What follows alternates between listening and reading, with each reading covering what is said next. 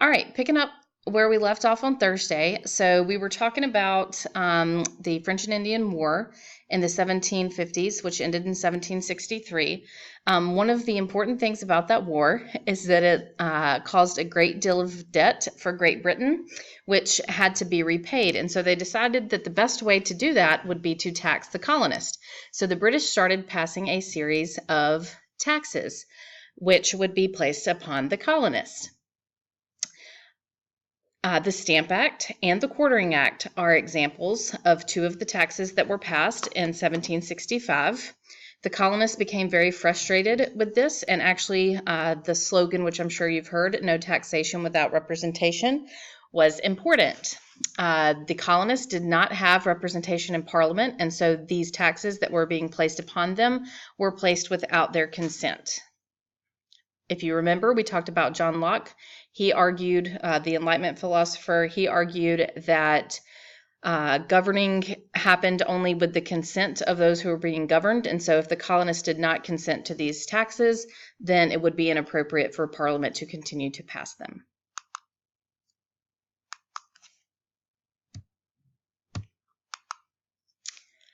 There was a group of men known as the Sons of Liberty who formed a protest in opposition of the Stamp Act. They worked to protect the rights of the colonists and to fight taxation by the government, and their work actually got the Stamp Act repealed.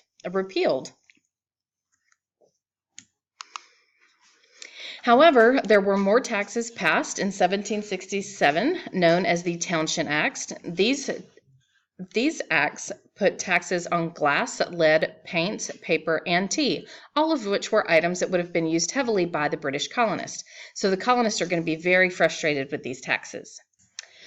All right, so the British soldiers actually requested that more British soldiers be sent into Boston to help them enforce the Townshend Acts, because the colonists in Boston were pretty revolutionary and were trying to resist British law, and so they requested the presence of additional soldiers. Over the next period of months, tensions between the colonists and soldiers increased, eventually leading to what is now known as the Boston Massacre on March 5th. On this day, legend goes that they're not sure who shot first, either the colonists or the British, but when the skirmish had ended, there were five or multiple dead colonists. One of which was the first one killed, actually. His name was Crispus Attucks. He was actually an African-American colonist. And so this is the first casualty in the struggle against British control of the colonies. The image that you see on the screen is actually an image that was created by Paul Revere that was printed in newspapers throughout the United States. This is a form of propaganda. If you look at the images here, there's a little doggy on the screen, a sign of such innocence. Also, all of the soldiers are firing, none of the colonists are firing. Is it the United States at that point, or is it the colonies? The colonies. Because you said it was spread throughout the United States. Okay, it was not the United States. So this image was spread through the colonies, not through the United States. I made a mistake. Thank you for pointing that out, Miss Garrett.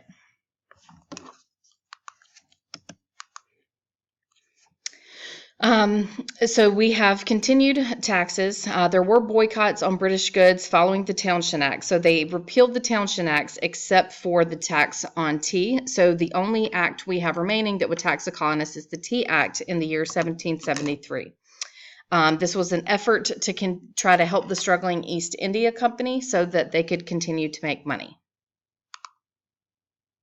This leads to the Boston Tea Party. So we talked earlier about the Sons of Liberty. The Sons of Liberty were a group of revolutionary colonists that wanted to resist British control, the writs of assistance and all of these taxes, things like that. So they actually organized a protest where they dressed as Mohawk Indians. They boarded on the ships in Boston Harbor who were bringing tea in and threw the boxes of tea into the harbor so that the products would be destroyed. If the products were destroyed, then the East India Company could not make a profit, kind of rejecting what the Parliament had been trying to accomplish. So this is going to upset the British. Parliament is going to respond. They're going to pass something known as the Intolerable Acts in 1774. We called them the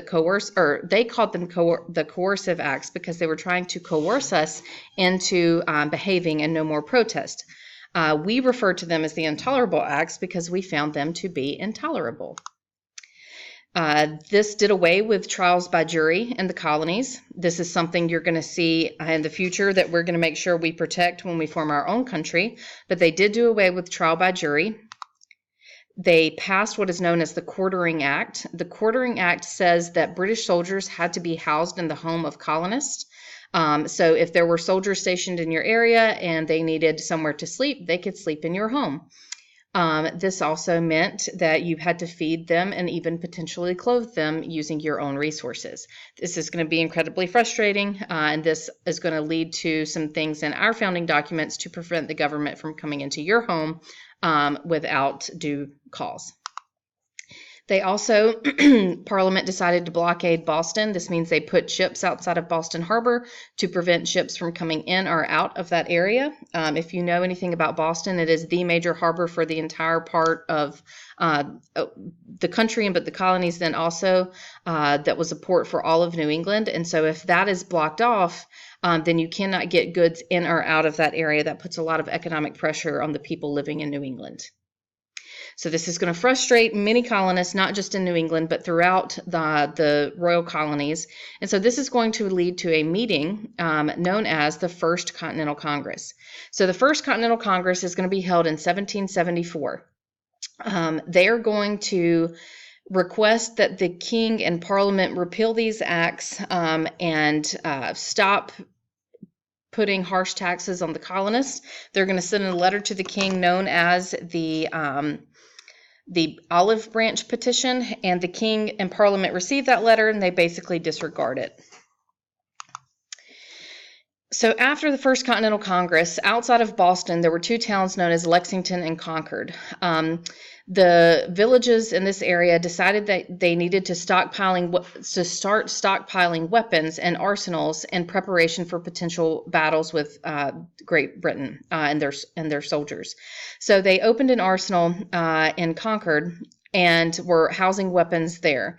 As I said, this is just down the road from Boston. So some spies got word that the soldiers were going to march towards Lexington and Concord and try to take control of this arsenal and take the weapons away from the colonists to remove their ability to fight them if, a war is to break out. So this is when you may have heard the story of Paul Revere and his midnight ride. He rode along the road from Boston to Lexington and Concord, along the way shouting out that the British are coming, and so that the men and boys who were able-bodied needed to meet up together to try to stop the British in their approach from taking the weapons. This battle, once the British get there, the colonists successfully fight them back, and they are forced to retreat back to Boston. This becomes known as the shot heard around the world because this is the first time that you have a tiny little colony fighting off the British Empire, the greatest military in the world, and this has implications for what happens all over the globe because many countries had colonies all over the world. And so if the if the colonies are successfully able to throw off British control and become the United States, then that may have implications for other colonies who may want to do the same thing. Following Lexington and Concord, we hold a second meeting in Philadelphia. This becomes known as the Second Continental Congress.